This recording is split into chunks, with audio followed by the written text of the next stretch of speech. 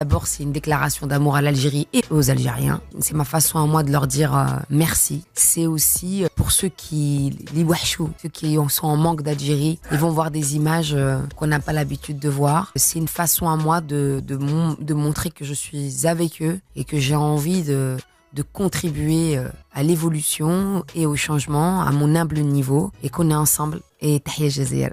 Beurre FM. 17h, 18h, 17h, 18h, Happy Beurre avec Kim. On en a parlé déjà depuis quelques jours maintenant, on vous l'annonce, sa venue. Elle est là, Nawel Madani, bonjour. Salut. Ça va bien Nawel? Je dirais même alhamdoulilah. Marhaba bik Nawel sur Beurre FM, évidemment tu connais la maison, même il paraît que tu as des actions à Beurre FM depuis... Je rentre ici en babouche. Exactement, belle ambiance prévue pour ces prochaines minutes sur Beurre FM, un gros rendez-vous à ne pas manquer, on en a parlé déjà depuis quelques jours maintenant, c'est demain soir à 23h sur la chaîne C8 en partenariat avec Beurre FM, 1, 2, 3, Nawel Madani, le reportage réalisé donc à Alger à l'occasion de ton spectacle produit donc à Alger, au théâtre d'Alger, à l'opéra d'Alger même pour être précis, ouais. Exactement. Et j'ai eu le plaisir évidemment avant tout le monde de voir ce reportage. On va pouvoir en parler dans les quelques minutes qui vont venir, mais avant toute chose, Nawel Madani, marhaba bik. Merci, écoute, je suis très heureuse d'être à la maison. Hein. Exact. Le documentaire, c'est vrai qu'on découvre l'Algérie à travers moi et on me découvre à travers l'Algérie. Une Algérie qui a vu naître mes parents, une Algérie qui m'a vu grandir été après été. C'est une déclaration d'amour à l'Algérie. Et on va justement développer autour de ce sujet et de ce reportage. On va essayer de mettre un peu en haleine tous les auditeurs qui nous écoutent et qui vont être demain au rendez-vous sur C8, on l'a dit, à 23h, juste après la diffusion de ton spectacle. On est bien d'accord? Exactement, c'est une soirée spéciale. Nawel Madani. Exactement. T'as pris le contrôle de C8. Grave. Machallah, ça fait plaisir. Et c'est vrai qu'on en avait parlé il y a de cela déjà quelques mois. Tu devais m'emmener avec toi, mais tu m'as pas emmené avec toi. J'étais très triste. Moi-même, je suis pas allée. Alors, on peut te dire, on a annulé les dates en c'est Algérie. Oui, c'était très compliqué. Moi, j'ai eu des événements qui m'ont un peu perturbée. Et puis, on va dire que les planètes n'étaient pas alignées. Mais ce n'est que partie remise et on espère évidemment que ça se fera. Alors, dans un instant, évidemment, on va rentrer dans le vif du sujet. On va parler de ce reportage. Mais avant toute chose, Nawel, on est obligé de parler de l'actualité. L'Algérie, c'est ce pays que tu aimes tant, que tu chéris depuis ton enfance. Algérienne en Algérie, mais finalement belge en Algérie. C'est ce que les gens t'envoyaient comme message. Mais toi, tu as toujours été algérienne dans le cœur. Oui, bien sûr. La plupart de mes personnages sont inspirés des Algériens dans mon spectacle. Et elle, ça fait partie de moi. C'est les meilleurs souvenirs de mon enfance sont en Algérie. En fait, viennent d'Algérie. J'ai un amour incommensurable et je pense que tous les Algériens ont une passion. C'est dans le sang, hein, c'est dans les gènes. On peut même pas l'expliquer. C'est incroyable. Et même quand on n'y va pas longtemps, et ça fait des années qu'on n'y a pas été, ou alors on n'y a même peut-être parfois jamais été, malgré tout, c'est dans le sang. Comment on explique ça? C'est le premier amour. C'est notre premier amour. Et le premier amour, tu l'oublies jamais. Je pense que à travers ce documentaire, on peut comprendre mon amour pour l'Algérie. Ce pays qui regorge de créativité, une jeunesse incroyable, les gens sont surpris de les voir. Et nous, ça fait un moment qu'on est au courant. Bah oui, on connaît notre pays d'origine, bien sûr. Mais surtout, en tant qu'artiste, moi, j'ai commencé ce documentaire il y a 3 ans. Ça fait 7 ans que je te parle d'un festival. Ça fait un moment que je parle de monter une école, de monter des petits centres culturels en Algérie pour donner l'envie aux gens de s'exprimer, d'avoir une plateforme, une scène où est-ce qu'ils peuvent échanger, avoir une vitrine, parce que cette jeunesse, elle a besoin de s'exprimer. Et moi, je l'ai senti déjà depuis un petit moment. Je sentais que cette jeunesse était en ébullition. Et j'ai commencé à la filmer depuis un moment. Moi, on va dire que ça fait longtemps que ce qui se passe maintenant, je l'avais anticipé. Et ce documentaire c'est mon regard sur l'Algérie, en fait. J'ai envie d'aider les miens, j'ai envie de contribuer à l'évolution, au changement, même si je suis pas du tout inquiète du potentiel local, mais c'est à nous aussi, Algériens expatriés, de ramener aussi notre pierre à l'édifice. Notre pierre à l'édifice. Le reportage m'a beaucoup plu, avec des scènes émouvantes. Alors, je vais pas tout dévoiler, parce que le but, c'est quand même que les gens soient au rendez-vous demain. Mais il y a des moments particuliers qui m'ont touché, que j'ai apprécié énormément. C'est notamment, on va pas tout raconter, une petite visite dans le milieu hospitalier, où il y a des rencontres qui se font, où on sent que là, c'est plus Nawel Madani, la comédienne, la comique, l'humoriste. C'est Nawel Madani, la femme, la maman, la citoyenne, l'humaine, tout simplement. Et on sent que là, il y a plus de... C'est fini, ça joue plus. On n'est plus sur scène, on est dans la réalité. Toi-même, tu as eu une enfance assez bouleversante et sensible à ces moments. Alors, sans tout dévoiler, parce que le but, c'est pas de dévoiler l'histoire, mais... Des moments intenses durant ce reportage. Complètement. J'ai voulu aussi raconter des étapes de ma vie, des épreuves. Et je les rencontre à travers ces enfants qui ont subi des accidents domestiques, voilà. Des brûlures. Et c'est le seul hôpital pour enfants. Et du coup, tout le pays se déverse là-bas et tout le monde vient se soigner, enfin les enfants viennent se soigner là-bas et beaucoup d'enfants électrocutés parce que on sait qu'il y a des villages qui sont mal équipés encore, que ce soit en eau ou en électricité. Du coup on peut très vite comprendre les incidents qui puissent exister. C'est très compliqué quand on voit ça, se dire oui, j'étais pas au courant oui, moi j'étais pas du tout au courant. Et je t'en parle, je suis encore émue. C'est très touchant de voir des bébés et tout. Et je me suis dit, faut faire quelque chose pour cet hôpital. Et on t'appelle en direct dans l'émission. Laissez-la tranquille, s'il vous plaît. Laissez-la tranquille, s'il vous plaît. On est sur Beurre FM. Laissez Nawel Madani tranquille. Non, j'espère qu'on pourra aider ces médecins qui se battent au quotidien, ces infirmières, accompagner ces enfants qui manquent... d'animation, de matériaux pour pouvoir passer leur journée. Moi, ce qui m'a plu, au-delà des besoins matériels, etc., c'est aussi les rencontres et surtout la valorisation, par exemple, du médecin en question qui s'occupe. Le mec, c'est l'Algérien type que je respecte. C'est-à-dire qu'il aurait pu choisir l'exil, etc. Mais non, le gars dit voilà, nous, on aimerait faire ça dans d'autres régions, etc. Ah non, mais il est extraordinaire. Il est exceptionnel, ce monsieur. Il est exceptionnel. Et puis, il faut voir la psychologie, parce que moi j'étais en pleurs et elle dit non mais elle pleure parce qu'elle est contente de te voir. Il était déjà en train d'anticiper la réaction de l'enfant, bien sûr, qui était sensible. Il n'y a pas de miroir, il n'y a rien. Bien sûr. Et moi j'étais là en train de pleurer et lui il désamorçait à chaque fois. Il leur fait des compliments, il les embrasse, il les prend dans ses bras. Il est vraiment extraordinaire. Et il y a des gens en Algérie, moi j'ai été même surprise du monsieur qui tient le SDH, monsieur Berexi. Là-bas, il fait un travail sur le patrimoine culturel. Il a restauré le Sidi El Houari. On va y revenir justement. C'est tous ces gens-là. T'as fait beaucoup de belles rencontres dans ce reportage. On le voit, on va essayer de développer thème par thème parce que c'est vrai qu'il y a beaucoup de choses. Et en même temps, faut pas qu'on dévoile tout à nos auditeurs parce que là, demain soir, c'est la soirée à ne pas manquer.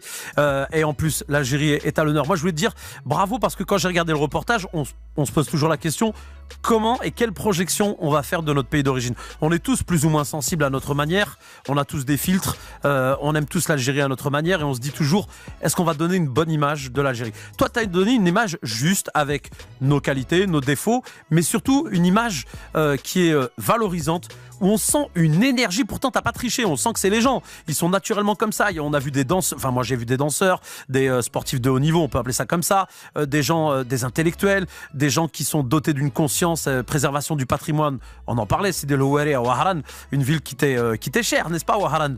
L'Opéra d'Alger, endroit exceptionnel. Incroyable. On a fait 4 représentations. Les places ont été vendues en 72 heures. On a fait quelque chose vraiment de magique. Et puis, surtout, je suis montée sur scène. Et le deal de base, c'était que je monte et la caisse devait servir à payer toutes les personnes. C'était le deal. C'est-à-dire, je monte, je ne veux pas être payée à une seule condition.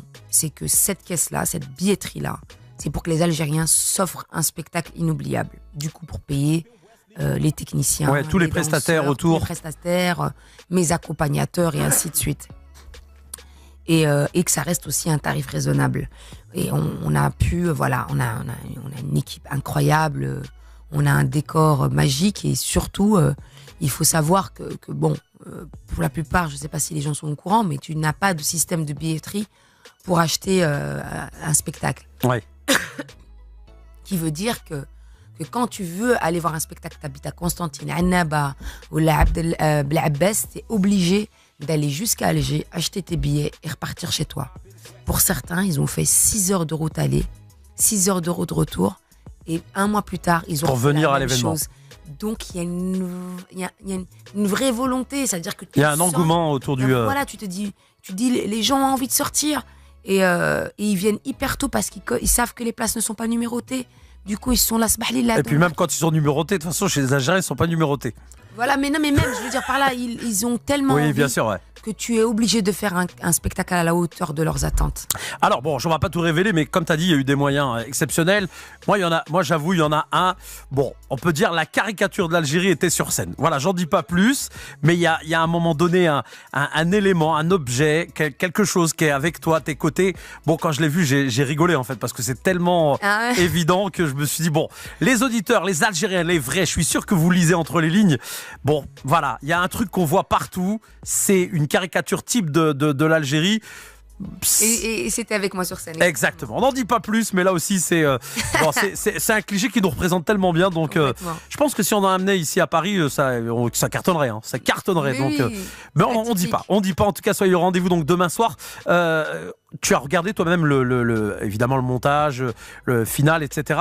Quel a été ton ressenti à toi personnellement en tant que Nawel Madani qui a vécu ces moments? Est-ce que ça retrace bien le parcours que tu as réalisé? Non. J'aurais voulu mettre tellement de choses.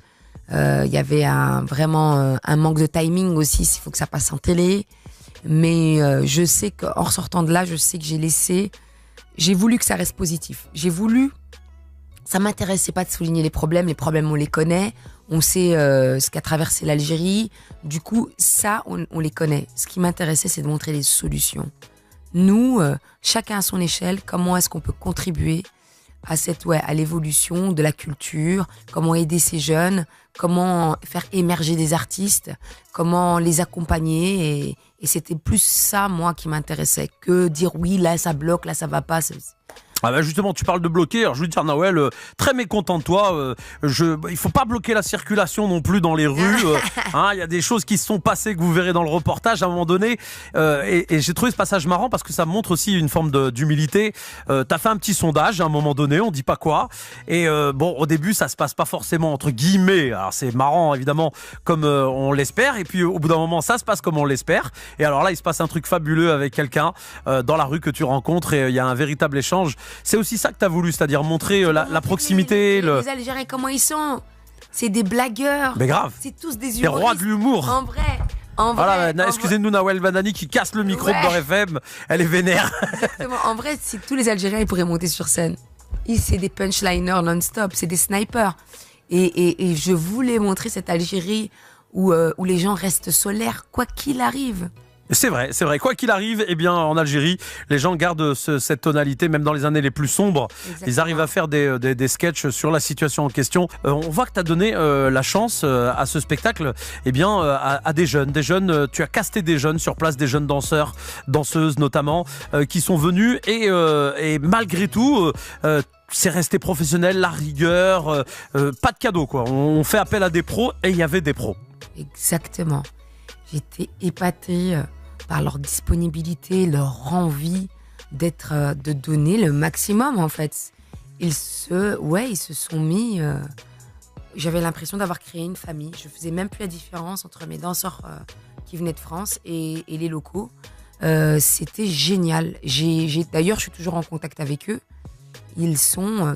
J'ai eu des trickseurs, des acrobates, des breakers, mais qui n'ont pas l'habitude de travailler en chorégraphie.